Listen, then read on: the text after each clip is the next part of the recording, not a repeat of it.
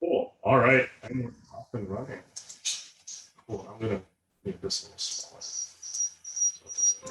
All right. Cool. So happy Tuesday, everybody. Hope you're having a great day. I'm excited to tell you guys about the Tom Ferry Summit and all the good stuff I got from there. I got a ton of great information, and so if how many of you have heard of Tom Ferry or in general? Yeah, a lot of you. Good, good. So Tom is my son, and he has his own coaching company now. And I would argue out of all the coaching companies, it's probably one of the more premier ones or better ones because it gives a lot of social media relevant tech information, which I feel like some it's just not the focus of other companies. Like Mike is great on scripts and whatever else, but Feeney's great about script influence, referrals. But Tom is all about social media, and that's a big piece of everything. So as we live in a more and more tech world, tech-centric world, today's the most normal day you'll ever have in real estate. And it just keeps getting less and less normal from here on out. So Tom Ferry Summit was in Dallas, Texas. I was there with about 6,500 other real estate professionals from around the country. And it was a just fantastic experience, a lot of great networking, a lot of great information. But for me, what I like about these summits and things like that is sometimes we are guilty of our own echo chamber within our offices, within our brands, within our company. We hear a great idea from other Berkshire Hathaway agents, but hey, what's that fantastic Compass agent doing? What's that fantastic Coldwell agent, Keller agent, whatever else it may be? And a lot of the keynotes and presenters were from all of these companies, including ours. And so everyone's guilty of echo chambers, and I think this really helps us kind of stand out a little bit and get some good info. So, anywho, I wanted to get into some, the first thing I wanted to go into, so I'm gonna give you guys 5 key takeaways. Most of it's gonna be about actually using social media platforms specifically, but primarily I wanted to start off, my first takeaway is kind of more of a theory-based thing of social media and how you need to approach it. Because it's a thing you have to tackle now. It's a part of our business and something we need to be working on regularly. So you need to be in social media daily. You really do. And I'm going to be giving you guys a cadence as well later on about how often you should be posting stuff, what type of content, long form video, short form video, Twitter, Instagram, TikTok. You need to be on everything. That's where the industry is going. You have to be on everything. So anyways, so I'm going to get started. So one of the primary keynote presenters at Summit was an agent named Sarah DeSammers, and she's from Miami. She's from Compass. She's a fantastic real estate professional. And so she's going to give you guys, so she gave me some just fantastic like social media strategies, what we need to be doing. So first off, and this is getting into the theory of it, you need to give away free information. And when I say you need to give away free information, that comes from the perspective of you need to be the mayor of your town and the mayor of your market center. If Kristen Coyle wants to be the queen of La Quinta, then she can be the queen of La Quinta, and all of her social media stuff should show that she is the mayor. She knows where all the restaurants are. She knows where all the golf courses are. She knows it's not just about real estate. It's about just being the mayor of your town and being just so you are the person. There's no one else to go to. A lot of agents get really fussy about with social media and Google rankings and top realtor in La Quinta, top realtor in Indian Wells. You're trying to move up on those rankings. If that's your mindset that you want to move up on that rankings, that's good, but that shouldn't be your goal. Your goal should be the consumer. By the time they're typing in looking for a realtor, they're typing your name. They're not looking for the top realtor in said city. They're looking for Kristen Coyle. They're looking for Laura Rodriguez Garcia. Looking for Michael, whoever it may be. So there is that. So back on the topic of giving away free information, one of the things Sarah did initially, and keep in mind, Sarah was not doing that much business when she started, before she really got into social media. She was popping up a few deals here and there, and then suddenly she started doing, cranking out, 30, 40 deals a year, and she's built out her team just because she was now, the social media clicked, and people were starting to reach out to her more and more often. So one of the first things she did that really said that was a huge thing for her was she made, in 30 days, she did 30 videos for 30 seconds. And so that was on TikTok, that was on Instagram, that was on Facebook. She posted on Twitter. She just diversified it on all her social media channels. So she made one video, but posted it on everything. So the creative is that. And so with the 30 days, 30 videos, the 30 seconds, it was all real estate questions. One day she talked about home inspections. The next day she would talk about valuations and prices, whatever it may be. She picked a certain topic and ran with it every day. And then what helped a lot is once she started, I think she said she only had to think about 5 or so topics. And then she started getting a lot of questions. And those, based off those questions in the comments, that's how she did the rest of it. She didn't have to think up of more topics or anything else. Her consumers, her audience gave her the topics to talk about. So there's that. So another thing that was a big piece for her was she created a PDF file and posted it on all of her social media channels as a free download consumer guide to give to clients. So one idea of that, you can go to the VAC. All of us can go to the VAC. We have buyer guides there. We have our digital issue listing presentations. Those are great pieces to just give for free to anyone who wants it. They can just click the link on your bio and download. It's pretty simple and easy, but immediately you're giving away free information and giving away good content. Wait, hold on, Mark. Yeah. They click on your bio. Where? Any platforms. It could be Twitter. It could be Facebook. It could be like Instagram. Yeah, anything. You're supposed to have a bio on Instagram? Yeah. Oh, yeah. Yeah, big time. And on your bios on Instagram, based off what verbiage you're using on there, if you're saying like, I'm the Indian Wells realtor, I'm the La Quinta realtor, Instagram looks at the verbiage you're putting into your bio for search engine optimization. Because when people go on Instagram, YouTube, all of these channels, when they're clicking on the search bar and typing whatever in, you need to look at it. That's almost like Google. Like they're searching for something. They're searching for something. And so those platforms like YouTube, Instagram, TikTok, whatever it may be, are going to dive into your bio to push you up and then determine if they're sending this consumer to the right person. So like your web, like I have my website, and I'm also now I'm going to add my bio where they can click on it, and it's like hot. Yeah, so your bio, you should have your website. I think your regular website's great, and then having an additional piece of verbiage of click this link for free a free seller's guide or a free buyer's guide or something like that. You want to give away free information. With Instagram, you're able to put a link, and then you're able to have a search engine full of links. So with Instagram, you'll create a link. They're able to click that on your bio, and once they click that on your bio, you'll have a page full of stuff that they can click on. Can you show us a sample at some point? Yeah, I can do that, definitely. Yeah. Does it go to a landing page, Ryan? So they click on it, goes to a landing page, they populate that, then they get the video. So it'll if you did like the issue link, for example, like my recommendation would be to customize your content. So like even if you are doing the Berkshire content, like the Berkshire listing representation from the VAC or the Berkshire Hathaway buyer guide from the VAC, or whatever it may be, those are great. But like the front page of those, I would get it customized to have your logo, your information, and your branding onto it. And then they would just, once they click the link, it would just download. Yeah, no, but what I'm saying is, so she has a link on her bio. Does that bio, when you click on it, goes to a landing page where they populate their name and information, or it just opens up to the PDF? Free. No, it's free. She actually mentioned this, and she did it both ways. And a lot wanting to give that initial just free information at no desire, having no desire to capture the name. Okay.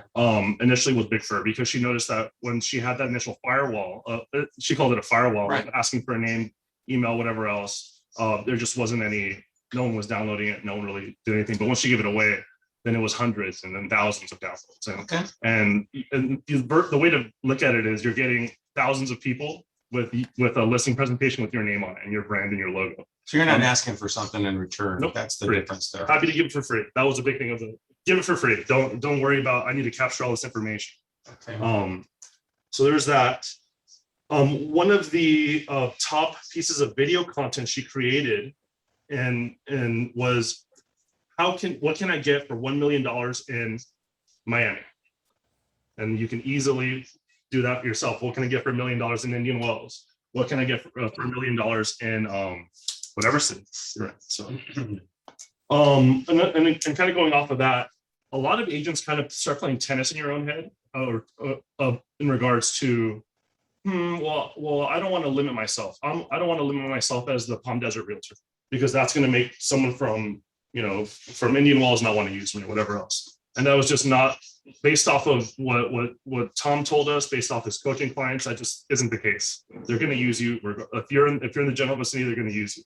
And if you look up anyone's Zillow sales history, there's typically an epicenter, and then you start popping off around it. And then so the mindset is don't put yourself into a box. you're fine putting, if you want to be the queen of La Quinta, then be the queen of La Quinta. Can I add one more thing onto that? Yeah, go And the for it. one thing that was explained to me that really made a difference was, you know, who makes more money?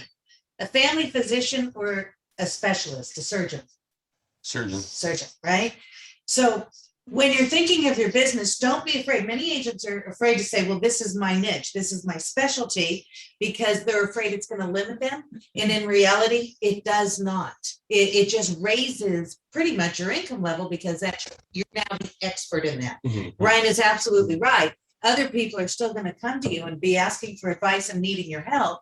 But by specializing and becoming the expert in one territory, one area, you just elevated your business. So Agreed. just a thought. Well, no, Gina's 100% right. Exactly. You don't over engineer in your head. Don't, like, we're the worst at that. We're the worst. Okay, so another piece about just kind of adding on to representing your city. I keep saying Queen of La Quinta just because there's the alliteration, but share your lifestyle. You need to be, and this isn't like really step out of the real estate world when you're creating this video content. And when I'm talking about long form video content, I'm talking about Instagram TV, I'm talking about YouTube. Those would be the primary pieces for that. When I'm talking short-term content, I'm talking Instagram Reels, and I'm talking about TikTok. Those are the short form content. I know. TikTok's a thing. So it is a thing. Whenever, I mean, let's just, anytime we got a new social media, when Instagram first came out, when Twitter first came out, there was just this kind of like another thing, but that's what happens. There's always a new thing. The last 2 years, TikTok is the fastest growing social media platform. Can't ignore it. So another piece on the Instagram part, 2 months ago, Instagram's the head of Instagram stated that we are moving away from being an image platform. That's not our goal anymore. Instagram does not want to be about images. They want to be about video. So if you're posting more and more video content, they're going to push you more and more up into the search engine, in the rankings and everything else. So Excuse me, quick chat question. I wanted yeah, to please, thank you. what was this person's name as a reference to check out her channels? So her name is actually, you know what? I'll type the name into the I'll type her handle into the bar. Oh, wonderful. Thank you. Yeah, I have it here. And you guys can all take it down too. So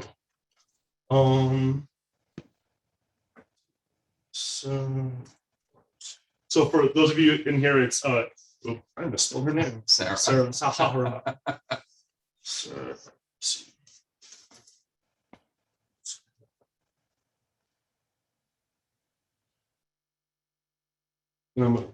There. So her handle is on our chat box, or Sarah DeSanders, and she's a Compass agent out of Miami, Florida. And she was really big on telling us, like, she was like not doing much. Like she was like, that was like a big part of her speed. Like she was not doing a lot of business at all at first. And just social media just clicked. It just worked. Her audience liked it, and it really just tracked strongly. So How you spell it? S-A-R-A? Yeah, it's S-A-R-A HDESAMOURS. Esamores or HD. sure. E-S-A-M-O-U-R-S. Yes. Yeah. Yeah. So another piece that was big for her was sharing her vendors and talking about, hey, this is the home inspector I use. Hey, this is my favorite photographer. These type of things. When we look on social media in general, we see, especially if this is big in the movie industry, when people do, music industry, when people do collaborations, they'll share each other's channel and share each other's social media channels, do like a picture with each other together. A big thing for her was she loved to share her referral partners. So like she has a big referral partner in Orlando, which I could make sense from being a Miami, Florida agent. And she would post pictures of them together. Oh, just referred another a $1.2 million deal to Orlando, Florida for whatever else it may be. That got a lot of traction for her in her sphere, because now they viewed her as, oh, I need to go to Sarah because she knows a real estate agent in every city in the country, and she's the person I need to go to find someone else if I need it. So that was a big piece for her there. Oh, and our reload. Yeah. And we now have you guys seen the reload cards that you can use and pass out and promote? No. I know.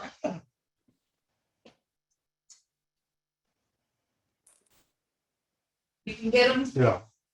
I'll pass a few of these out, Yeah. but absolutely be the person that they come to, Yeah. even when they're moving out of the area. Yeah. You know someone everywhere. Like you know someone One everywhere. down, In every area. down. And thank you. You have them up front. Yeah. we can- And pass that to Richard, please. Thank you. Engaging with your followers is a huge thing too. If you have people commenting on your social media channels, your Facebook pages, your Instagram, whatever else it may be, you need to respond. You need to interact with them. You need to reply to the comments and show to your channels that you are active and you're reaching out to them. A big piece for her. A big piece for her was also when she did new construction. She had a 300% increase in new construction sales based off her social media channels. And she actually did something that I did back in 2018 when I managed the Riverside office with something called the Builder Business Plan. There's nothing hindering any of you guys from doing that. You go to a new construction, go to a builder. And this is great right now because we don't have much inventory at all. But you go to a new builder, you're shooting some videos, you're taking some selfies, you're rocking your Berkshire Hathaway gear, but in the background there's a Toll Brothers logo or whatever else. Maybe the co-branding is really powerful and strong, and you're just posting content. You're showing about, hey, this is what a kitchen in the year 2021 looks like. This is what people want to see. They want to see what the top of the end finishes on a bathroom would look like. So that was really big for her as well. She did videos with that also. Mm-hmm. Yeah. And the builders love it. They'll be like, yeah, of course, go take as many videos and post as much as you want. They love that kind of stuff. Another big piece, and this was not just her, but multiple speakers. A lot of agents, and this goes back to the over-engineering and tinkering and, I need to do this perfect video and all this stuff. The videos that they felt they put more production value in. One agent, for example, gave this example of I spent $12,000 on this video shoot. And I got 3 videographers or 2 videographers and a photographer with me. And we spent like 3 hours shooting this video, and I got about 300 views on it. And it was just it sucked. It was horrible. And that same agent said, then I posted a picture of me accidentally falling down the stairs, like a few steps in one of my listings. And then she went viral and had over 1 million views. Like that, like the more often. People are brutal. Yeah. So, but having more of a authentic approach, and that's what it came down to, being more authentic with your followers and being very just real with them and being genuine and not looking overly engineered and overproduced or whatever else. That stuff just does not track well. People want to feel like you're just like them. You're just a normal, regular person. So, another piece I wanted to talk about was another one of the main social media speakers was Christoph Chu, and he is a luxury. Yeah, I love Christoph. He's a luxury agent from a Coldwell Banker in Beverly Hills, and he was big on. He felt very anxious about approaching social media. He's a little older. He didn't want to really tackle it. It just felt like another thing. You just say he was a folder. That's his words, not mine. His words, not mine. He said a really big piece for him when tackling social media or beginning the journey of was reinventing himself and feeling that I just need to do it. I just need to jump into the pool and get into it.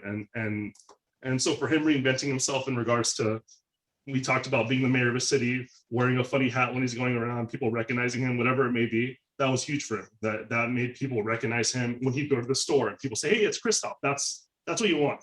If you're nailing your social media, you're going to Whole Foods and someone's going to recognize you and be like, hey, look, hey, it's Kristen Coyle. They're gonna point you out while you're carrying your groceries. So that's how you'll know it's working. So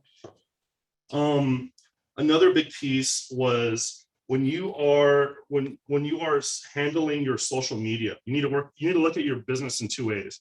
Whatever your time you're working on your escrows, your emails, your home inspections, your appraisals, whatever that is, you're working in your business. You're in the trenches. When you're working in your social media, you're working on your business, and that was a huge key thing for a lot of people, because when you're working in your business, you're firefighting. Essentially, you're firefighting all day. You're dealing with a seller who's yelling at you for something silly, or you're dealing with a buyer who's what do you mean we can't go under list price? Whatever that is.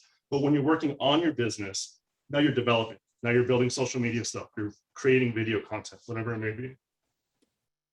Anyway, do we have any is there questions? What's all this? No, we're okay right now. Okay, cool. So so that's the main stuff I wanted to talk about the theory stuff. Now I'm going to get into the actual channels. Do you guys have any questions before I move on? Yeah, Ryan, you mentioned what are the long form platforms? Instagram, TV, YouTube, of course, and the short forms were TikTok and Instagram Reels. Instagram Reels. So when she did these 30-second videos and she was posting them to multiple platforms, is she posting the same thing? Is she editing them for be shorter? She's doing the same videos for her Instagram Reels and her TikTok, and she's doing the same videos for YouTube and Instagram TV. So there's like almost like two columns with different channels. So Is Twitter in the mix? Twitter, you can have a presence on Twitter, but it's not seen as a top tier platform. You need to have a huge, robust, presence. What about LinkedIn? LinkedIn was good. LinkedIn definitely should have a good, strong presence on. Ryan, do we get into any liabilities when we're doing the videos with any companies or mentioning any other things? As long my experience, as long as it's not disparaging on the other company, you're fine. Were you talking more so about like the builder stuff or Builder stuff? Or... Yeah. When I've done when I managed the office in Riverside, we went to there's a huge KB home development in Riverside. We all went. We actually told we had the builder. We told the builder, hey, we're going to get professional photos taken of our agents here and the framing and the construction with the hats on and the vests and whatever else it may be. And so you have us wearing all our Berkshire gear, and then you have all this you have the KB home flags in the back, and they loved it. They thought that was fantastic. For them they see it as because they have to answer to their bosses too. Then that's their way to demonstrate, here, look what we're doing with the local real estate offices in the area. We're really trying to push the inventory. So I've never had any pushback on co-branding and doing that kind of stuff with builders. So. And not just builders, but we're starting to go into our season here, and there's going to be a lot of charity events going on. I got to tell you, they love it when you tag them, when you promote them, and then they turn around and promote you and tag you as well as working together, and that goes a long way. Great. So, all right. Ryan, one quick question on TikTok. Isn't that more for 18 and under? It's growing. It is, but it's going out of that. Now it's getting more and more. So it's jumping up into the older skewed. I'm ready to say the word older now. Demographics. Here's the one I wanted to show you. Show everyone. This was their preferred content cadence for these. So Instagram TV posting a long form video once a week, and I would say that should be YouTube as well because it's the same type of content. Reels, which is Instagram, that's Instagram's version of TikTok. That could be your short form content. You should be posting out of Reels and TikTok. Posts a week on Instagram, 3 is a good number. And when that says never don't have a story, does anyone understand what that means? Young people. Yeah, your story should never be empty. Like your story should always have something on there. It refreshes every 24 hours, but your story should always be available and open. It's gonna be a lot of stuff. It is. So I'll do a shameless plug real quick. Tomorrow at the Open Sale office, I'm gonna do a roundtable in our conference room about not just the social media stuff, but today we're just covering social media, but there's a lot of other stuff we covered at Tom Ferry conference about the state of the industry and where we as real estate professionals are going. And one of those things they talked about, to Krista's point, is, I mean, who here feels like, oh, here's another thing, like, oh, I have to do this, all these more and more things. We're in the state of industrialization of our industry, and they're the top performing teams at Tom Ferry. They have their their Rainmaker listing agent, they have their buyer's agent, they have their marketing director, they have their social media team. Like, that's, you having one job and being good at it, or you have solo agents who we have a lot of hats. We all do, right? So Why don't we? Yeah.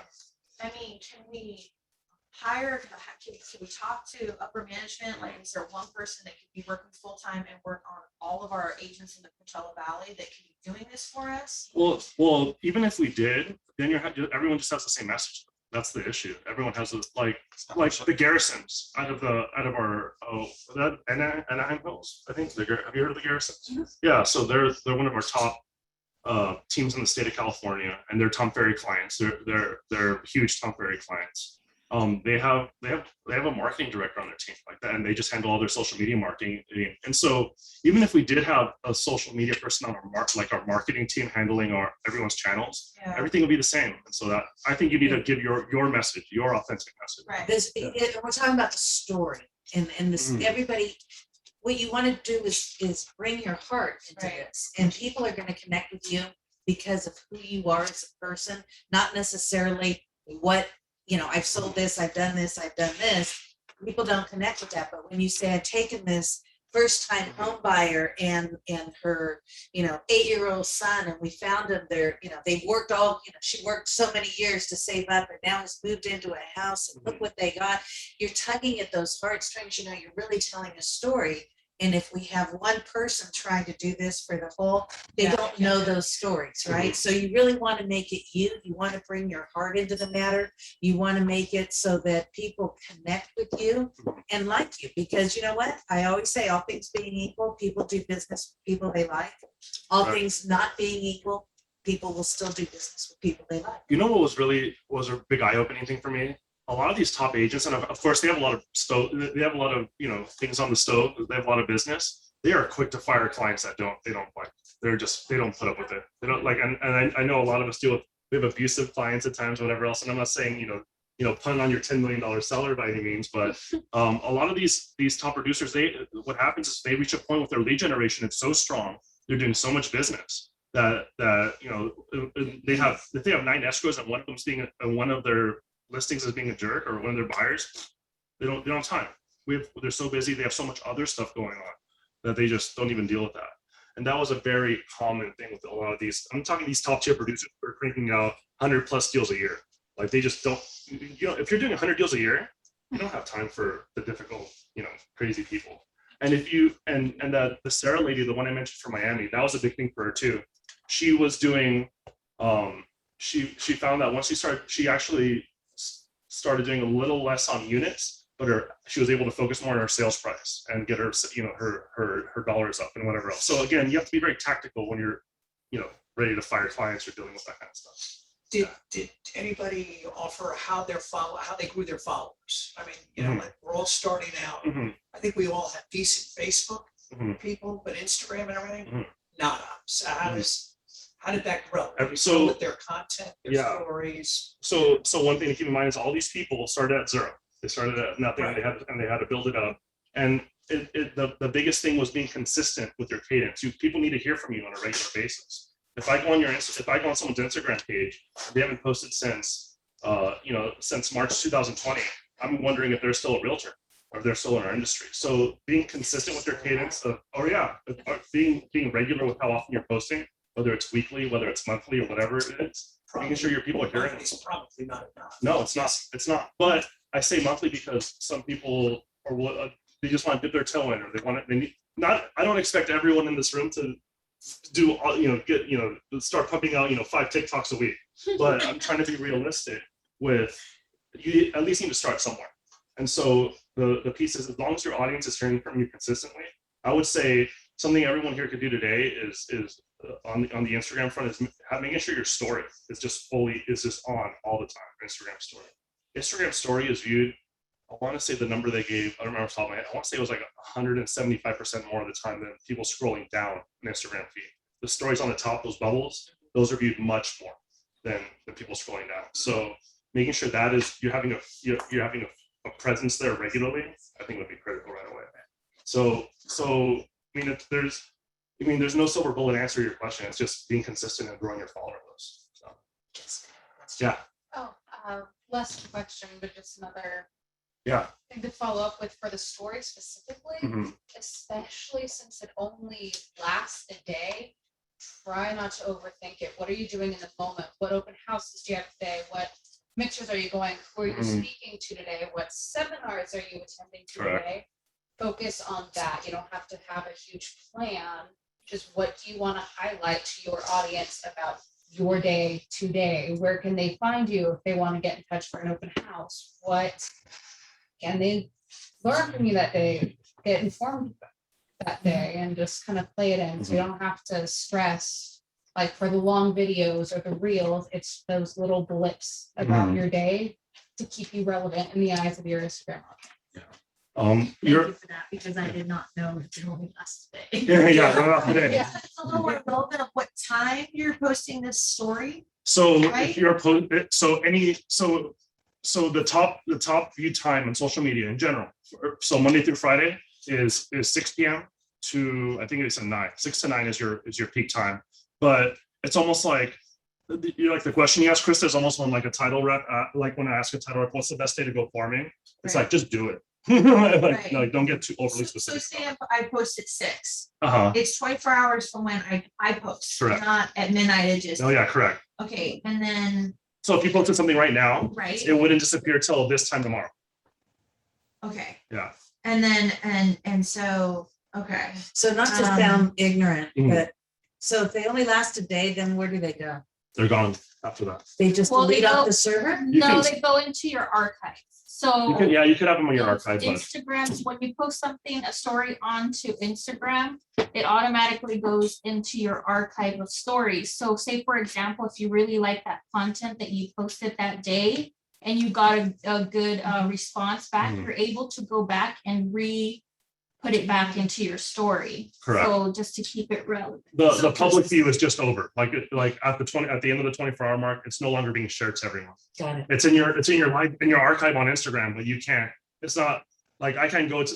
Oh, Krista, what did Krista Coyle post on her story a month ago? I can't do that. No, you can't. But if you, the agent yourself, say that you got a good response on it, you're able to go back and re-put it back into your story for another 24 hours. Correct. So Exactly. wait, so there's your story. Correct. Okay, forgive my naivety. No, you're good. Then there's your page. Correct. Your So feed. yes, Your your feed. page is just your feed of what you put in your lifestyle, what people like to see, what you're doing. And then your story is kind of your short snippets for like the day, or if you have something that you're doing for that particular open house, and then you post that into your little bubble. And whenever you go into Instagram and you see everybody's little bubble, that's what everybody's doing for the 24 hours. Okay, and so then can you post on both, or once that's done, can you put it on your page, your static page? Can you do it on both? Or can you add it to your static You page? can download it and then you can add it into a post. Yeah, you can do that. You have to download it and then add it to. And Ryan, you'll show us. Yeah, I'll the show you, examples, yeah. Okay, so- okay. So we can see what you're Yeah. talking about. Okay. That'd be great. Thank you. Another platform relevancy, Snapchat. I mean, now that TikTok it's become so popular because the demo is kind of the same.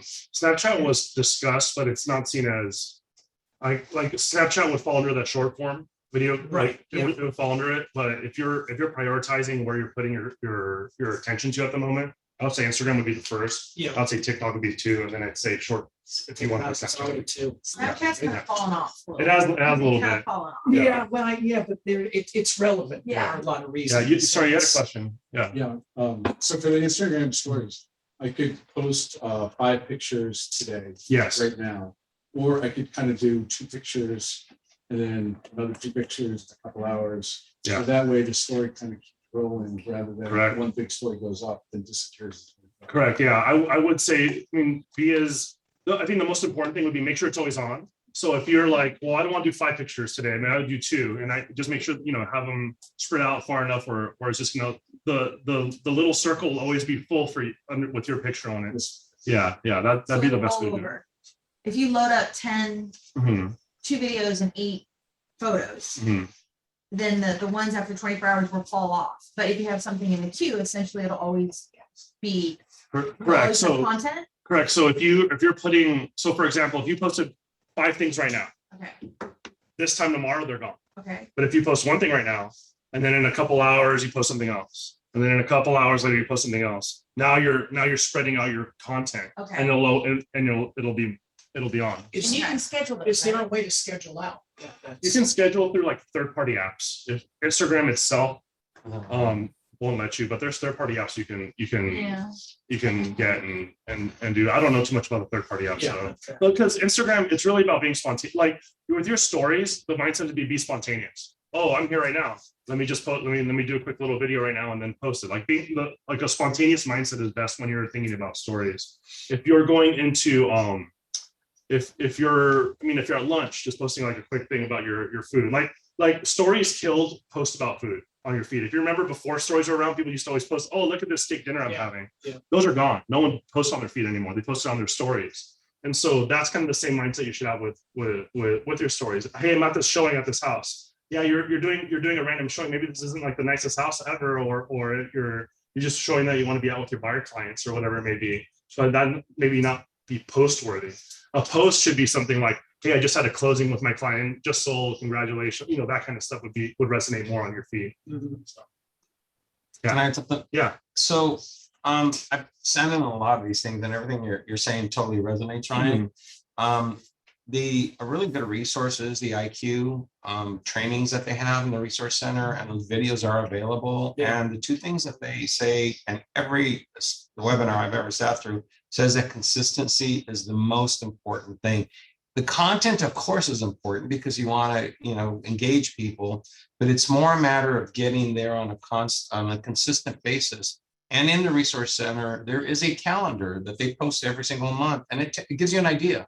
So you don't have to come up with it yourself. Yeah. Every day, it gives you an idea of what you can put up there. So what they suggest is at the beginning of the week, just kind of mentally calendar or put it in your calendar what you're going to do on each one of those days, so that it becomes part of your actual calendar. Because if it's not on your calendar, it's not going to happen.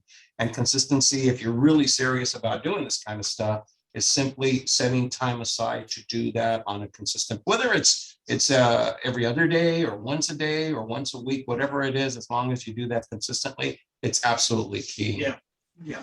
And then once you're busy on Instagram, what Instagram does, it pulls you and it'll show you, basically what it does, it pulls you. If you have more of a presence, what it starts to do, especially if you start doing reels and you do hashtag real estate, it will start to look for people that are looking for real estate and make you more relevant in their feed, so they can see like, oh, well, Krista really, really has a presence. I might go with her because she's constantly doing something and showing us something. So it's just all about being more relevant and having more of a platform. And it doesn't really matter about what you're doing. And then also lifestyle. A lot of people like to see lifestyle. Yeah. Like, oh, look, oh, I love what she's doing. Or how do I get to that level? And that's when you start to push up the following. Correct. They want to see that you're always active and around doing stuff. Time blocking is so important, though. I mean, I hear a lot of people say, oh my gosh, it takes so much time.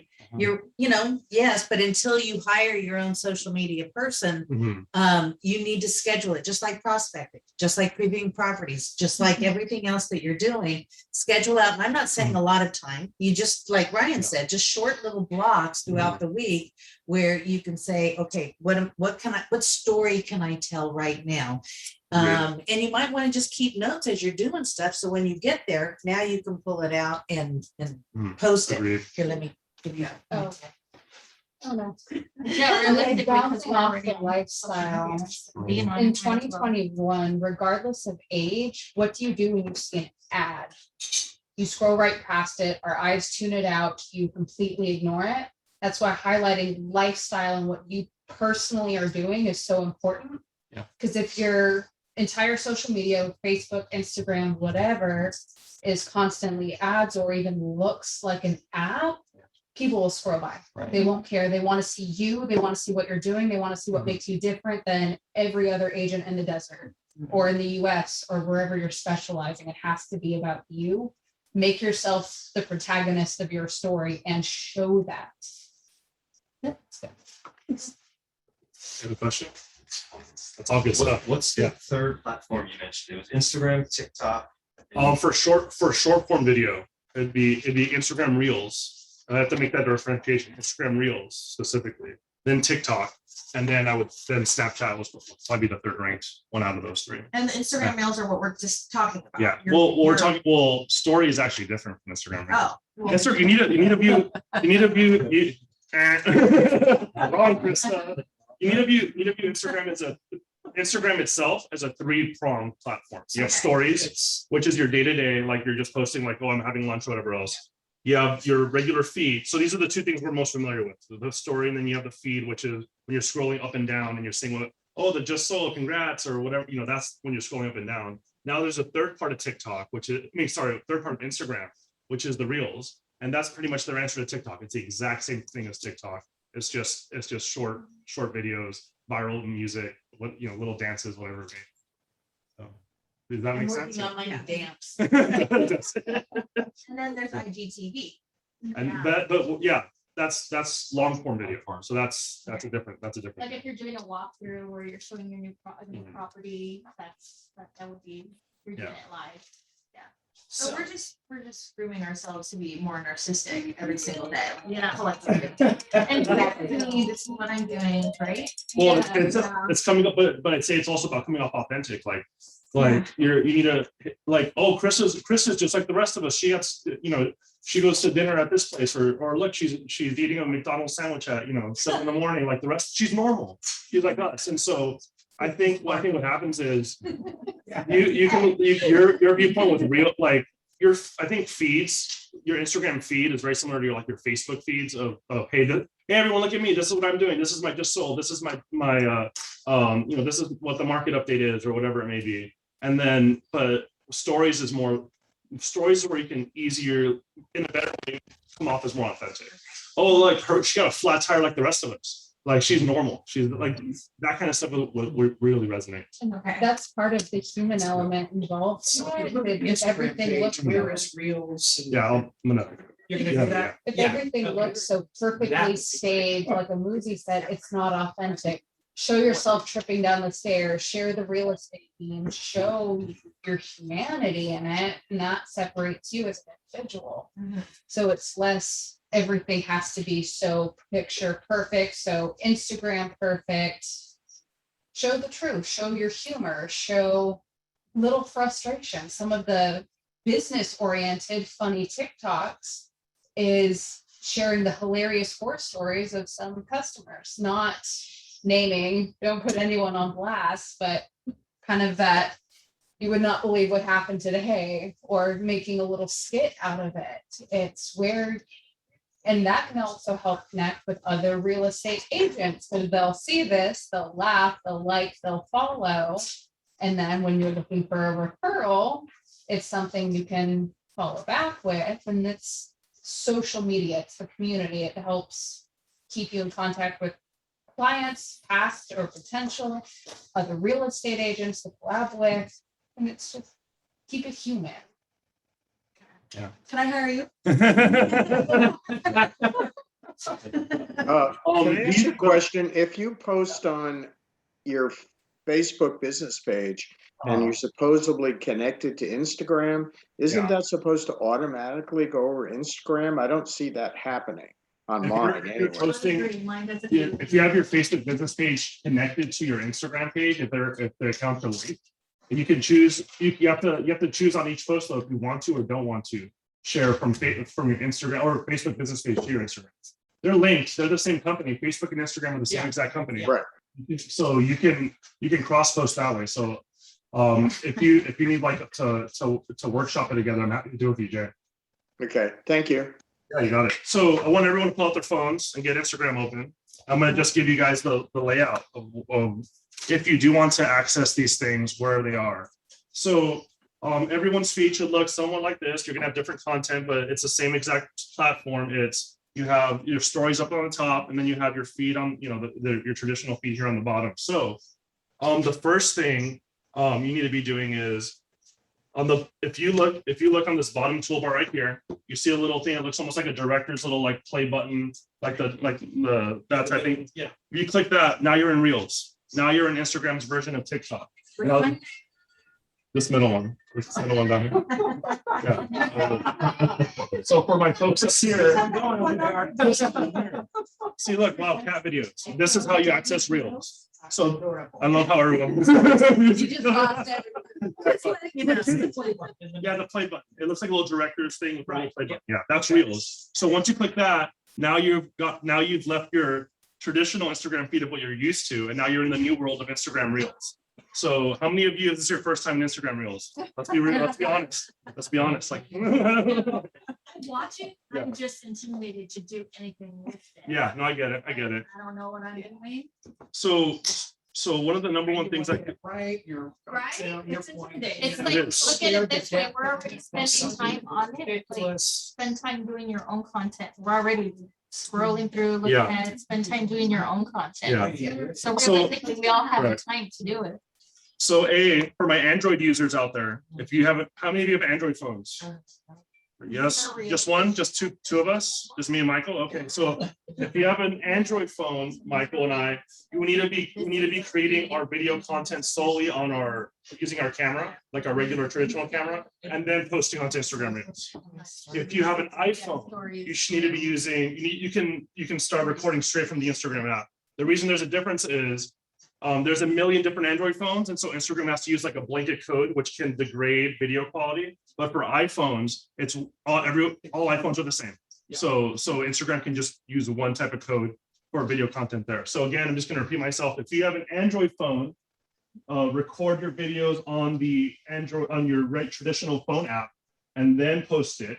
But if you're on iPhone, you can just record straight from the Instagram app. So there's that. So if you're on Instagram Reels and you want to create new content, the top right, there's a little camera. That's where it is. That's where you can start recording if you have iPhone. Top right, little camera. Top right. You have to open first. Yeah. Reels and then, now, can you preview this before you? Yes. Yeah. Or Yeah. is it just? No, it'll preview. Yeah. You're Yeah. like.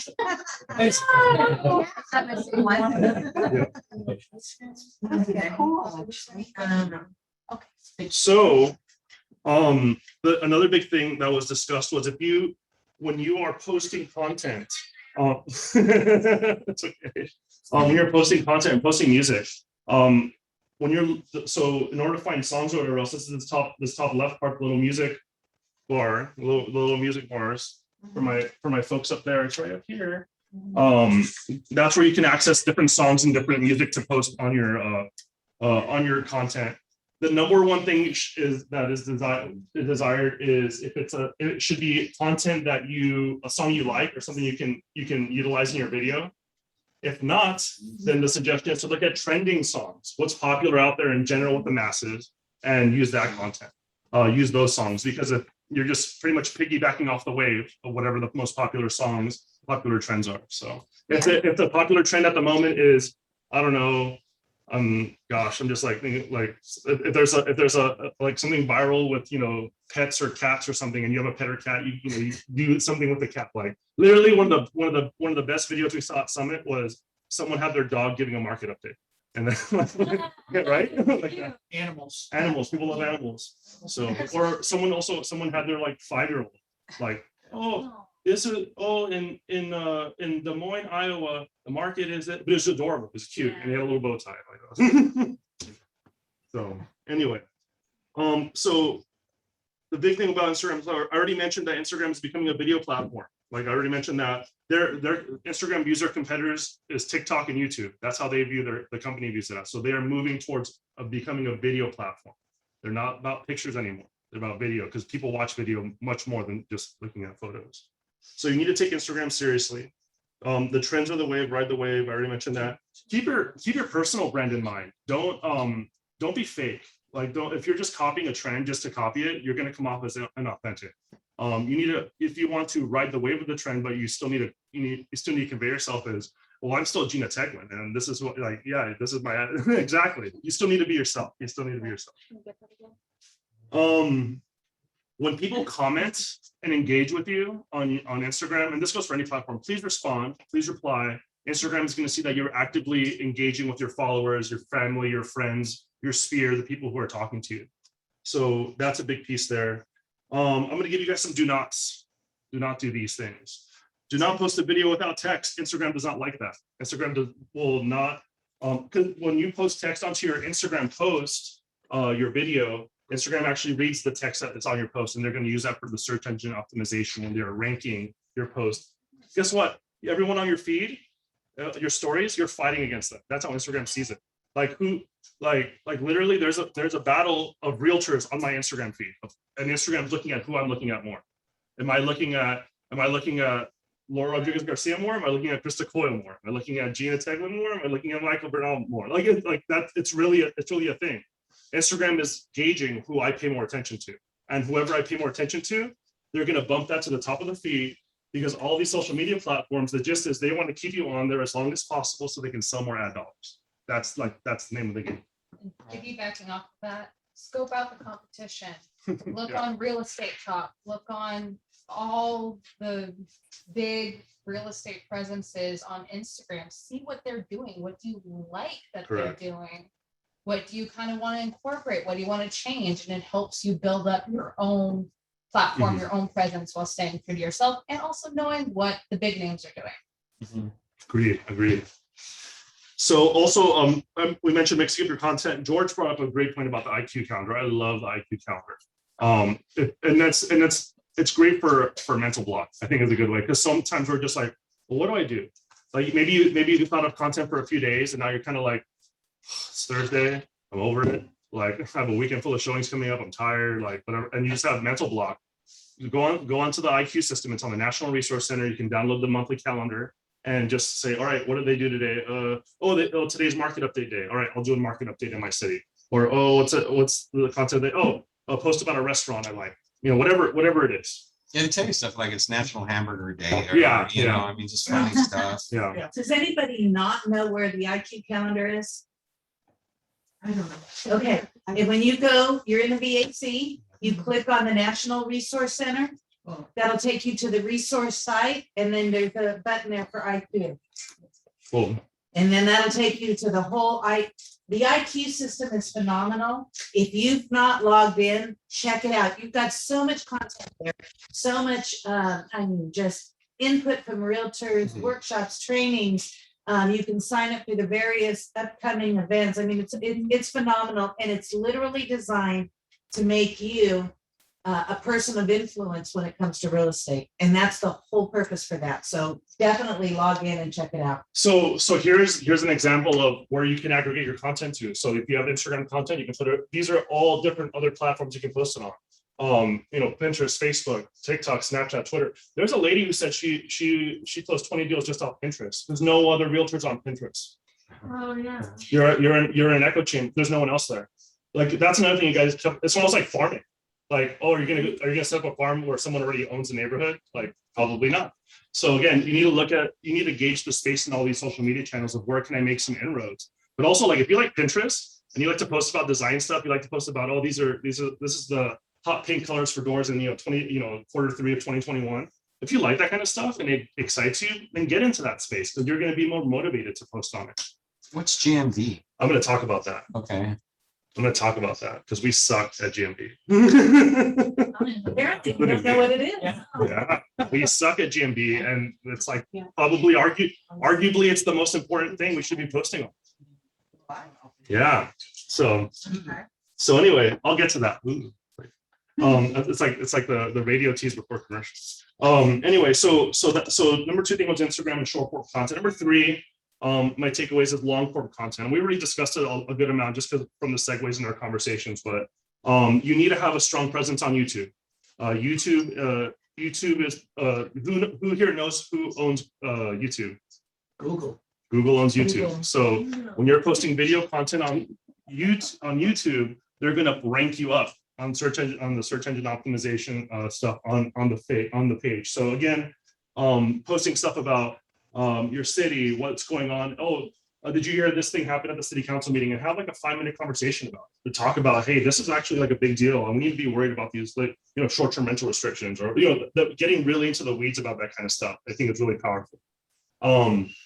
If you don't like to, jot this down. So if you don't like to edit videos, which I hate doing because it's a waste of time to me, there's a website called Fiverr, FIVERR.com.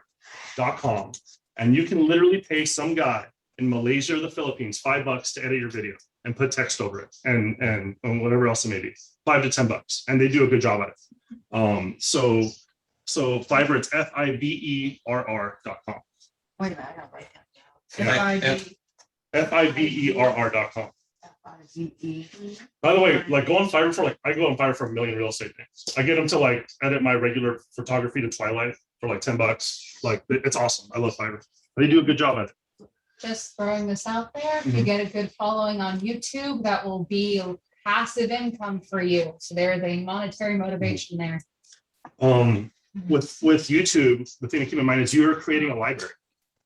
So off that point, you're creating basically a library that any potential client could just jump into and say, wow, look, she was giving market updates back in 2017. She knows what's up. She knows what's going on. But don't get discouraged by that. I mean, you can start your YouTube presence today. The best data planetary was yesterday. The next best day is today. So I would say start that, as soon as you can. Another thing with long form content. So the two main pieces to post your long form content, YouTube was by far number one. Instagram TV, IGTV as it's called, that would be the other way to do it. When it comes to IGTV, there's the way to with Instagram TV, I'll show you guys. So with Instagram TV, when you're posting stuff similar to like what YouTube is, like market updates or tours of your city or whatever else it may be, I would say that the more edited content performs better on long form, like YouTube or Instagram TV, whereas what we just discussed earlier, the TikToks, the Instagram Reels, those type of things, that's good for authentic, fun, more of just like the day-to-day spontaneity of what you're going through. So. Do you guys have any questions about long form content? We covered it a lot in the last point, so I don't want to overdo it. Any questions about that? Anyone up there? Is the chat still good? Yep, we're good. All right.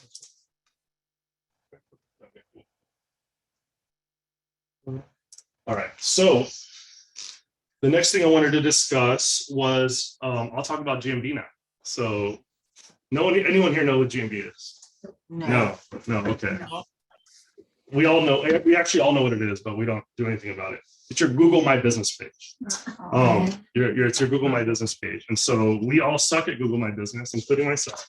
And so we need to make sure that we are having a strong presence on Google My Business. And so I'm going to give you guys some metrics about it, real quick.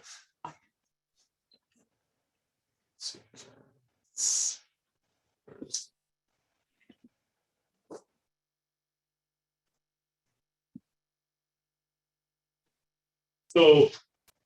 So on Google My Business, you're going to get so if you have Android or iPhone, whatever form you have, there is a Google My Business app. Does anyone have that downloaded? Google My Business app? No. So one of the big things for me is so Google My Business is a listing page on. If someone types in, does anyone here know if they have any reviews on their Google My Business page or anything? No. Did anybody know they had a Google My Business page? Yeah. Okay. Or do that? Is it on Google Chrome? So like, let me type in me. It types. Does it type? Oh, it doesn't. It's being difficult. Yeah, you're good. No, it's not typing. It's not? It types some letters, but not all of them. Do you need to scoot over? Yeah.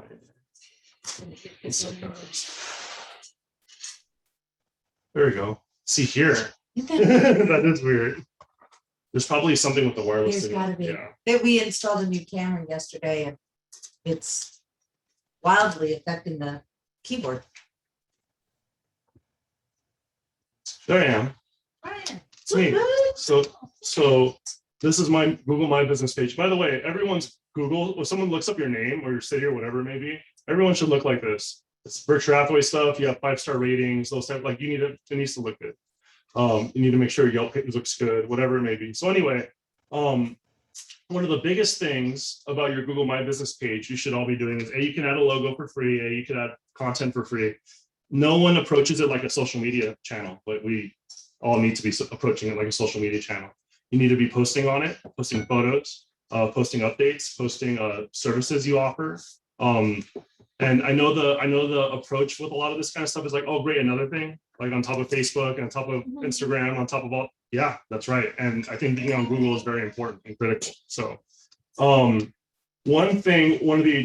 just have, you can go into, your review site, whatever it may be, to write a review.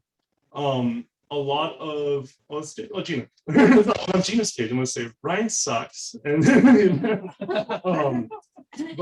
but anyway, anyway, what a lot of the agents out there Give did. yourself 5 stars. Oh yeah, I can give myself 5 stars. Yes. Thank you. Yay. Say Ryan's awesome. Yeah, awesome. Thank you. But anyway, the gist is when on the part where you can write reviews.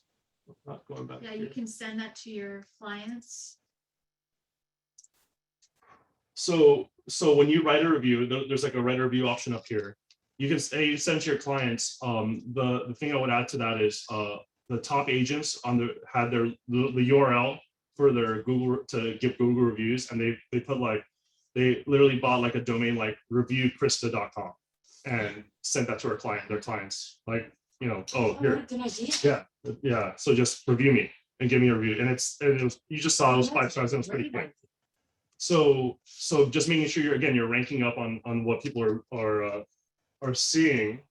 Going back to this, when you set up your Google My Business page, you can go back here.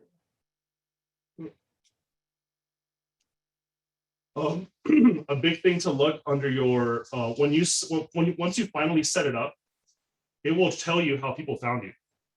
It'll tell you what they searched to find you, and that's a huge thing. What did they type in realtor in La Quinta, or did they type in Kristen Coyle to find you? And that's a huge differentiation, because now that's going to affect your messaging, your marketing, your branding of how you're reaching out to people.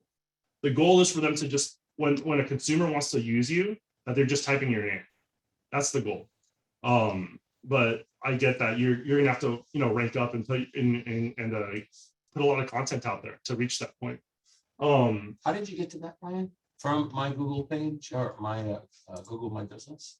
How do you get to that? Yeah, to that analytics page that you What showed. if you have? I'm not signed in to Stevens, but it's just an example. Yeah. So you once you're on the back end of your My Business page, there's literally like a graph and it shows you analytics of how people reached you. How did they find you? So Ryan, we actually have to go to Google and set this up. Yeah, you can go onto the App Store and download Google My Business and say for all of us, a lot of us can be like create new business and put in your name. By the way, you need to put in your name. This is not what you should. You should have more than just this. You should also put like if I was an agent, like if I was like looking to rank up in Palm Desert ranking, like for searches, I would put Ryan DeVar, broker, something like that, Palm Desert realtor. Or if you're Indian Wells, like Indian Wells realtor, you need to have your name, your city that you primarily focus on in your name of your Google My Business page. But in order to update our page, we need to download the app. You can download the app, or you can start it from the desktop view. But I recommend you have the app. Everyone should have the app on it. Yeah, it's right there. Yeah, and put it in, and add it to the folder with all your other social media stuff. Put it next to your Facebook and your Instagram and everything else, because it's another thing that you need to post on. Yes. If you have what? HomeSnap? HomeSnap will. If you do HomeSnap Pro, I think they Yeah. HomeSnap Pro, yeah, definitely they do. It's not cheap. It's not HomeSnap Pro isn't cheap, but they do manage your Google My Business page. So, but I'd say what we still need to do, the legwork is we ourselves need to make sure we're asking our clients for reviews. If you're a newer agent, I encourage people to reach out to your old, from your previous jobs, professional review. Tell me, Ryan's a very professional, trustworthy person. 5 stars. Like it doesn't have to be anything over engineered. So when it comes to your Google My Business page, you can set up your website. You can set up directions to your office. My recommendation, like if you're out of this office, put the Indian Wells office address here. For me, I just put my Sale office address there. Directions. If they want to save your information, they can do that from their site, and they can call me. And Google My Business will also track your call history of who has clicked to call you. So they'll come back to you and say, "Oh, look, our page gave you 12 calls last month." And but the rub for Google is, will you pretty please buy some ads from us? So we'll rank you up, and you can spend money that way to get some traction. So let's see here. You should all have a bio. This needs to be, that needs to be, regular, regular thing on. These are like old open house stuff from like previous years, stuff I did. But you need to treat this like a like a social media feed. You need to be posting on it regularly. So it's just another thing. What to say. And then the last thing that was for, so the last thing I wanted to talk about is, so we talked about Google being an important doormat for where we're at. By the way, this is the update view. These are all doormats. These are all, you need to have your front porch clean. There's going to be a client who loves Instagram. They're going to check you on Instagram. There's going to be another client who's just going to search you on Google. They just want to make sure you have a presence there. Are you real? Are you a real person that exists? And then the last thing I would say is the last thing we discussed was making sure your presence on Yelp is strong. So Yelp is the yellow pages of 2021. No one has the big yellow book anymore. Yelp is the new yellow pages. So everyone should have a Yelp page set up. Does anyone here have a Yelp page set up at all? No. Yeah. I've helped some of the Palm Desert folks do it. Anyway, so Yelp is the yellow pages of today. You should be posting photos regularly. You just sold. You can post your headshots. I like I've been telling our agents to post the Apex social media stuff on there. People love that. Like, people love to see that you can unlock 75% of the equity of your house. Wow, what a cool thing to do. This is another platform where you can ask your past clients for reviews, add photos, and save. I put on the option that they can request a virtual consultation if they like. You have your website up here, you have your phone number, your address up here, whatever it may be, your location.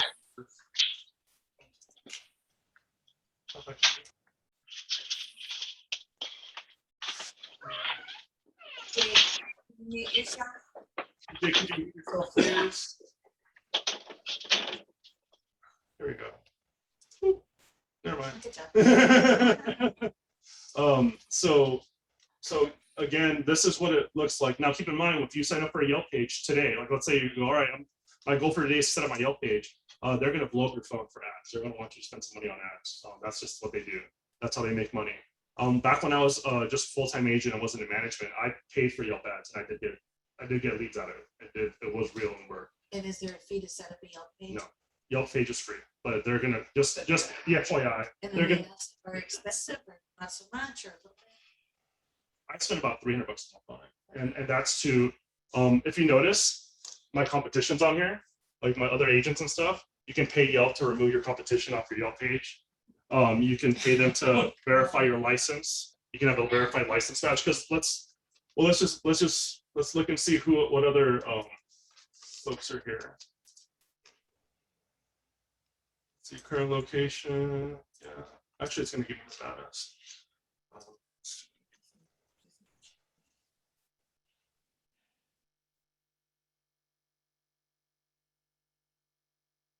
Because I know there's agents who pay for Yelp. That's great.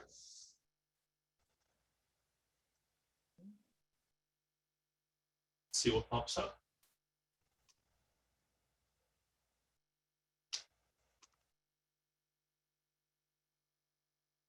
He doesn't even work there anymore. But if you look through here, you can get your license verified. You could have these badges added to your thing that you're a luxury. It's almost like designating yourself. You're a luxury realtor. You're locally owned and operated. So these are all the people who are. If they have these extra badges here, they are verifying them. They are paying for Yelp. They're paying some money to Yelp. Like this person, like I think one of our agents asked about the verified license thing. I think they said it was like $15 or $20 a month if they wanted to do something like that. But anyway. The viewpoint is these are the yellow pages now, and the people with the ads are the ones who are buying the bigger squares and not just having a listing on there. So again, I think if you try to be the master of all things, you're gonna falter in some degree. But I would say at the very least, have like a time block. Hey, I'm gonna have a social media Monday time where I need to clean up all my stuff, and I need to make sure that I have my channels look good. And again, it's doormats. You want to make sure all of these separate channels look good. If a client's going to look you up, and I remember when I set up my Yelp page, the thought kind of scared me as an agent of, what if someone looked me up on Yelp and they didn't see me, and they thought I wasn't real, so they didn't use me. That was like a fear I had when I was an agent. Like, what if they looked me up and they just couldn't find me? And we deal with scams and phishings and things like that all the time. So for me, it was just, hey, making sure I have a presence there. It doesn't have to be, 500 reviews and whatever else, but at the very least, if someone looked me up, I exist and I'm real. So. Oh gosh, we're over an hour. Sorry, I didn't mean to go over an hour. Yeah. Google My Business page free. Yeah. Yes. All these things are free, and they're gonna say, hey, if you want to, bump yourself up on the searches, or they're gonna say, oh, if you'd like to pay, you can. But all of these platforms are free to use. And I would say, even if you do decide to pay for any of them, like 3-month trial, give it 3 months, give it a certain period of time. If it's not giving you some calls and love back immediately, chuck it, find something else. Yeah. So quick question. I know with Apple users and the recent upgrades on all of these apps, they're asking if you allowed to track. Would you allow them to track? Only while using the app. Only while using. Yeah, only while using the app is what I would do. Yes. How do you compare everything you talked about today to AdWorks? So AdWorks is I would view AdWorks as so AdWorks utilizes the Google ad space. So I would say if you're using AdWorks, it's going to help you with your Google rankings on general search. However, I view that as, I went over, let's say, if I'm going over 5 different social media channels, I would view AdWorks as a completely separate thing. So anyway, so Google is GMB would not coordinate that speed that we're advertising on. No, it'd be different. And so because GMB is gonna ask for different, it's gonna be different ad space, it's a different thing. Because AdWorks it's gonna have its own proprietary tracking software. That's the claim to fame for AdWorks. It's gonna follow these people around. Whereas your Google My Business, Google on their own is gonna determine who they think might be interested in you and show it in front of them. So I would view it as 2 separate platforms. They're somewhat related, they're cousins, but they're not gonna work in direct correlation with each other. So there's no way to tie them in or be able to bump up AdWorks. So that no, there would be a passive benefit of using AdWorks that it would rank you up on Google just because now your information's being used more prevalent. So Google's going to bump you up, but it's not like they're cousins. Like it's going to help. They're going to help, but they're not exactly in symbiosis. One thing on Yelp, when I set up my Yelp page, you'll get a telephone call from one of these guys, and that was really helpful for about a half an hour. He helped me optimize my page without costing me any money. But then they go through like verified license. That's going to be $30 a month, and they have all the different things you're trying to sell, which I didn't put on right now. But the first call was really helpful to set up your page. Yeah, no, it's good. Just know they will reach out to you for, wanting you to send a little cash. You don't have to. Kristen. Can you expand on the text message for Instagram, right? Because we could post all day, and if you have 12 followers, it doesn't matter, right? We're wasting all this time. So the key is to get more followers and views, right? So how do you? So texting or the text is crucial. The texting and within tagging is crucial. Can you expand on that and strategy? Yeah. So I would say when you're doing any Instagram post in general, you should have a geotag, regardless if it's a story or a feed or any, whether either way. If you're on your story, you can add a city. If you're on your feed, you can add a city or even a business or a building. You're still putting yourself in a geographic location. So I would always do that because people can. When you tag, let's say you tag Palm Desert. Oh, I'm in Palm Desert today. If there's a random Instagram user out there and they just want to see what's going on in Palm Desert, you could pop up on the just general Palm Desert feed. Keep in mind, Instagram feeds aren't just proprietary to users. It's proprietary also to places and locations. So someone can go on Instagram and say, oh, let me just see what's happening in Palm Desert today. And you'll have all these posts about, be someone randomly at, the PGA Superstore, at a Whole Foods or at El Paseo or whatever it is. And that's a great way for you to be able to reach out from outside of your followers. Because because when you just post on your feed, you're really only in your little pool of people who follow you. But now if you're posting like a geographic location, and also add hashtags would be a great one as well. By the way, the sweet spot for hashtag is 8. That was about eight hashtags on Instagram, not in the comments, but in your actual post. Photo?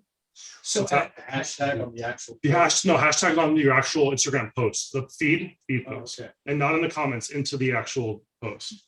So Yeah. hashtag hashtags. word, hashtag real estate agent, hashtag. Hashtag Indian Wells, hashtag, yeah, correct. Okay. And also don't use the same 8 all the time. Change them up and do different ones. And then on the back end, and look later and say, oh, the one I use this hashtag on worked really well. Let me continue, let me use it. Make it like, How do you know? How do you know if it works well? well, you look back and see if you posted well, how many views you got, how many likes you got, whatever else. And like, that's how you can, yeah. Instagram will Yeah. also give you the breakdown of that. Oh, they will. Yeah, as part of the app, you can go in. Like analytics? Mhm. Okay. Okay, and what about tagging people or the photo? You can tag, yeah, definitely. And that's your way to, the way to view it is like you're in your little kiddie pool of your followers, but tagging someone lets you now access outside of your pool. Tagging a location lets you access outside of your pool. Putting hashtags lets you, get out. So that's how you can get other people to view your content. Instagram Insights Yeah. is your And- best friend. And Instagram Insights is what that's where you would Thank go you. back and access, hey, these are what hashtags are performing really strongly. And you can see what trends are out there. And also, don't forget to promote yourself. At the end of your emails, you have your phone number, your email address, your Instagram handle, your Facebook name. Everything you put out for yourself as part of your business, plug those in, so then everyone you're talking to is getting it. If you have 12 followers, more than 12 people, get them to follow you, get them to tag you. Just make it part of your normal promotionals. So that should be part of your signature on all your Yeah. emails. Everyone you're talking to, they should know how to find you on social media. Yeah, everyone here should have social media channels on your signatures. Yeah. Primarily like I would say let's start with LinkedIn, because that just gives a professional presence right off the bat. And then if you have, don't post your Instagram page, it sucks. Like make sure there's content on there and it looks good. But I would say something everyone can do today is put your LinkedIn information on it. That's a media professional presence. To your point about LinkedIn, don't more people use LinkedIn to see if you're legitimate as opposed to Yelp? I mean, I always use LinkedIn, I never use Yelp. I think other professionals more use LinkedIn, but just the general public, they're not gonna think to go to LinkedIn. They think like Brian said, Yellow Pages. So let me go to Yelp and see who this person is. I think in the B2B world, business to business, definitely business to consumer, that's where they're going to go on Yelp or Facebook or Google My Business or all these other platforms. Yeah, if I'm a professional, I'm gonna go to LinkedIn to see if I want to find a realtor somewhere else. Right. Obviously, I'll go to Relo. If I don't go to Relo, Yeah. I'm gonna just look them up on, Yeah. LinkedIn or their other sites. But a consumer doesn't have any idea, so they're just gonna. Yeah. And so like, just kind of giving you guys the 30,000 foot view. We did, at the summit, we did talk about Facebook, but not as much. Facebook is an important place to have a presence, but there are other emerging platforms that are getting a lot more views and a lot more attention that we need to give attention to. And So your top two, Ryan, would be which two? I'd say for us here in the desert, because there's also a certain type of consumer here in the desert that differentiates from other parts of the country, I would say it is a non-negotiable that everyone here needs to have a strong Facebook presence. Like you have to. But It's based on the age group. The demographic. yeah, correct. Yeah, exactly. If I was doing the same workshop in LA, I might give a different answer. So I would say all of us today, we need to shore up our Facebook business pages, because all of us should have that. And if we don't, then we're behind the curve of 2017. Like that was when it was really prime. And I'd say the other thing too is I think all of us have some road to run on our Google My Business thing. I think those would be the two things that we today could shore up and start doing. And then on a regular basis, on a cadence, then you can start putting in your Instagram Reels, your TikTok. There are certain things you have to have shored up before you can start doing the fun stuff and having the fun presence. Yeah. Or this older demographic that we are catering to, or not catering to, but it's prevalent here. I mean, who is on TikTok and the older demographic? I mean, does anybody know any older person that's like all about TikTok or even Instagram? Well, I mean, my argument to that is like, don't get caught up in, because I think of like my mom when I was like a teenager, and I would be on my phone and she'd be like, why are you on your phone all the time? Why are you on the phone? Like, why are you always on your phone? You're always on your phone. And I was just glued to my phone for whatever reason. And then now I go visit my mom, and she's on her phone all the time. Right. Now she's stuck on it. And so and she's of a older generation, I'll say. And so I would say you should have some presence on these video platforms, especially if you're advertising outside of the area, like I know you are, Krista, like you advertise outside of the Coachella Valley a lot. So I think that's where it can get really powerful and strong, especially if you're, I think that's big on the B2B sphere too, the business to business, other agents, not just consumers, but other realtors who may be looking to refer an agent for something out here. And that was another big topic we discussed, and I'll talk about it, shameless plug, tomorrow at 10 in my office. I'm going to talk about other stuff, but realtors we're so consumer focused, but we don't really focus too much on advertising to other agents outside of our area. And especially in a resort area, like resort second home centric area, like the Coachella Valley, like what an empty space that we're failing on. how would you advertise to realtors in other areas? You need to, you target your ads towards other cities, when you're spending like ad dollars on other cities or tagging other cities in your hashtags or geolocation, get LA, San Francisco, Seattle, Chicago, New York, Canadians, like Portland. yeah, and this is one of the things Tom said, we as an industry are so focused on, like, yeah, we need to be focused on the consumer, but we also need to you put it this way, we need to communicate with each other as professionals outside of our immediate area too. We're big about bubbles in our own cities, unfortunately. Krista, so the message I keep getting is it's a different content to realtor. Realtors are going to appreciate market reports or, that kind of information. So when you're posting it, what the kind of overall message, and I think what Ryan's talking about that I keep hearing is that when you create any type of content, think about yourself and think about what type of things you share. Oh, I like this. You're going to share it with your friends, because that is the number one driver for all of these platforms. They want more people, and they want more people to stay on it. So if you make your content somewhat interesting, to the point that other people want to share it, that's really the key thing. So whenever you're putting anything together, it doesn't matter whether it's short or long, think about what you would like, because that's what people are going to like. And with the short form content, I would say I was very, like, even in 2017, I wasn't big on posting on Instagram because I thought Instagram skewed too young. Mm-hmm. And now the demographics have shifted, where now Instagram, now the consumer behavior for our demographic is reached, and like they're on Instagram. Now Instagram now is what Facebook was maybe 4 years ago. Right. And then what's TikTok going to be in 4 years? And so the last thing you want to do is wake up in 2024 and 2025 and be like, crap, I never started a TikTok and now I'm behind. Well, I'm trying to discern, okay, we all have limited, the days are short. Yeah. Okay, we all have so much stuff going on.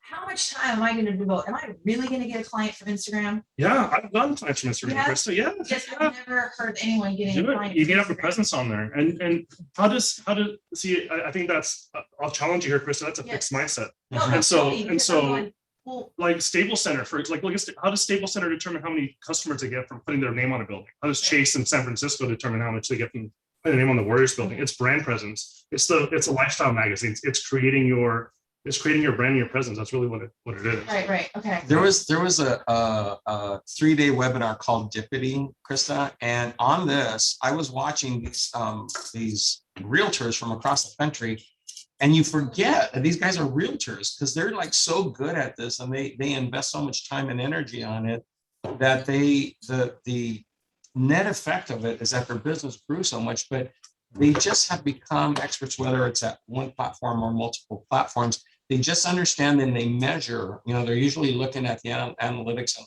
oh, this one worked really well. I'm going to do something more like that. And that's something Brendan Kane wrote a book called 1 Million Followers. He got 1 million followers in 1 month. And his whole book is about taking a look at what you did and measure, see what the results were. I don't do that. And I know that that's an absolute thing, because otherwise you're just kind of spinning your wheels. And you try to determine, like me, I'm always like, you know, where do you advertise it? And It's like, how is it going to convert to Right. getting new clients and making money? Right. Because we're not doing this for our health. We're doing this to make a living. and that's Right? what I'm But, like, thinking. where do you allocate money, Money. time, energy? And so I don't want to just get caught up in being addicted to my phone, Right. Yeah. falling Yeah. into the narcissistic role of, and then I'm, you know, I know that I need to be more and more public, right? Even though I want to be more private. So it's like, but it's like, we're salespeople at the end of the day, even though I hate being a salesperson, I'm a salesperson, Yeah. right? So it's like, but it's like, how much do you share? Some people are sharing so much stuff. It's Yeah.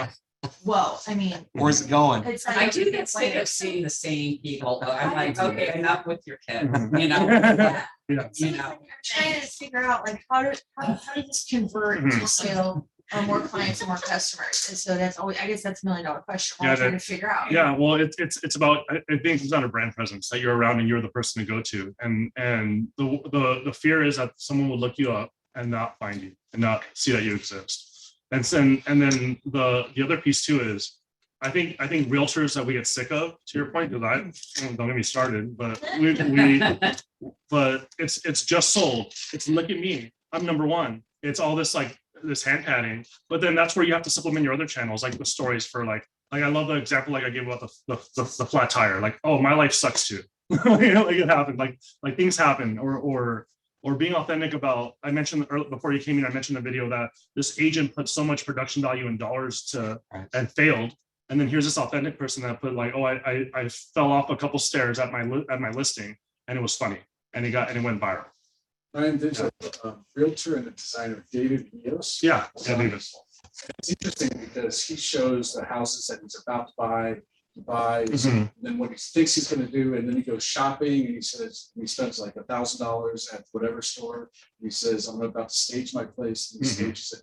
So it's actually really interesting and educational. One thing I just need to add, because you know, we live in a time where you have to play heads up with your personal information. Play heads up, because there's wackos out there. Yep. We've dealt with them.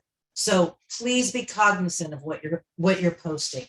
One of the things, if you're out on vacation, hold off until you're home to start posting these things. Don't let the world know you're not home. Right? Personal information, just keep close to your chest. That's your life, your private life, and there's got to be boundaries, right? You want to project who you are, but not so much that you can have some of these stalkers that literally live on this stuff call you and think that, you know, make you believe they know you or know your you know, acquaintances.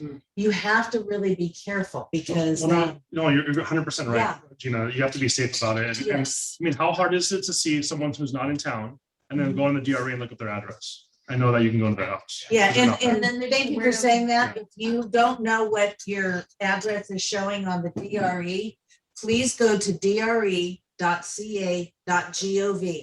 Look up your license and see what your mailing address shows. I have highly encouraged, and most of the people I've switched over, we put our office address as your mailing address, because it is public record, and you do not want people showing up at your doorstep. So that is really important information. The owner of my previous structure I worked at, Perry Mundy, she owns luxury in Redlands, but she's kind of in this like semi-retired state where she's old and kind of over it, but she's still coming back, you know, and working every so often. So she spends months in Idaho at a time, and she's up, you know, she's in her 80-acre ranch living her best life. But what she does is she still schedules all her social media posts. So while she's gone, it looks like she's in Redlands the whole time, and she never left. So what are the clients and consumers saying? Oh, she's working still. And then she gets a call in Idaho and she gives it to her team, and they handle it. Like Can you that. schedule your Instagram posts? Posts you can, yes. Posts You can schedule through the app, but if you want to do stories and other stuff, you're gonna have to get like a third party app, and that's a whole different conversation about which one are the best one. So Oh my God. yeah. So Brian, on the Facebooks and the Instagram too. Is it Greer? yeah.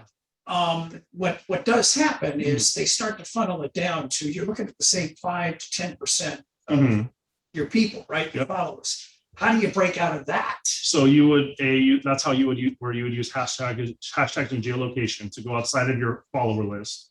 And then we can get really granular, not so much on Instagram, but on Facebook. If you create groups on Facebook Yeah. to your feed, when realtors get really in the weeds about Facebook and creating groups, your Facebook becomes a CRM. Your Facebook is now, oh, here are my past clients in this group. I'm going to post to them. Here's my coworker, my Coachella Valley agents. I'm going to post to them. And then Facebook's not going to filter it down as much because now that same messaging is going to this specific group or that specific group or this one. Instagram doesn't really have that option, but Facebook, you could do that. Yeah. And then Facebook, it's like, I wish I could hide my private and just have my business. Because I think if people search for me, they're looking at my personal. So is there any update on that? Can we hide the personal page and just have our business page? Yeah, you can hide. I mean, you can. There's plenty of privacy settings within your Facebook page or your personal page where you can hide it or make it so people can add you. You can add them type thing, but they can't request you. It's just in your settings on Facebook under privacy, and then your Facebook business page that should be shouted from the rooftops, right? For sure. Okay. But also, I'd also add to, if you're a top producing agent, top producing team, you're using your Facebook business page and you're leveraging that. If you're more of a mid-sized, mid-tier producer, you're probably using some combination of both. And if you're not doing much, then maybe you're just using your personal Facebook page. That's kind of how it divvied up. It's about 11. How are we doing us? My brain is goo, but Okay. but I'm happy to answer or do you guys have any other questions or things this far? I feel like I just had a fire hose of information and I just sprayed it. What about Zillow? What's the feedback on Zillow? There's a lot of just the sentiment from the convention on Zillow was they burned their bridge with realtors for the most part. A lot of them are kind of just done with Zillow. And it's funny because when I used to go to Tom Ferry Summit, Zillow was like a prime sponsor. They're like a huge sponsor, but it's just not like people don't even want to put their reviews on Zillow. That was like a big thing from it. They're looking at like Google My Business as a good substitute for putting your reviews. But the reality is the world is going to Zillow, right? To look at real estate. Get them onto your website as soon as you can. Yeah. That's my best advice. There's a lot of middle fingers towards Zillow right now because you're basically saying, let me, can I put reviews on Coldwell Banker's website? That's basically they're a competitor now. Yeah. That's almost like it's the same viewpoint. Another big thing too is like we got from the convention. I'll talk about this more tomorrow. Are you going to be Zooming now? No, in person only. I don't want to be. Our competitors aren't as Berkshire Hathaway. Our competitors are not Coldwell and Compass and Keller. Your competitor, we need to be dealing with and worried about as an industry is Zillow opening a shop across the street or Quicken opening a Rocket Mortgage shop down the street. Those are the things we really need to be. That's where the industry is going towards. That's your 2025 forward outlook. So. What did you say? we as a professionals, we need to be more focused or concerned with not so like Coldwell, Keller, Compass, all these competitors. They're not really so much our competitors anymore. Our competitor is Zillow. We need to worry about Zillow opening a shop across the street, but Quick and Rocket Mortgage opening a shop across the street. That's where we really need to start owning.com, them opening a shop. It's because they're so well branded. They branded themselves as a consumer tool, not as a realtor initially, but now they've converted. The consumer wants Amazon. They want now, fast, easy. But how we really stand out and we still convey value as professionals is by giving top tier full service. And keep that in mind when you ask for your 6% commission. Exactly. That's all I have. Thank you, Ryan. I really appreciate you being here.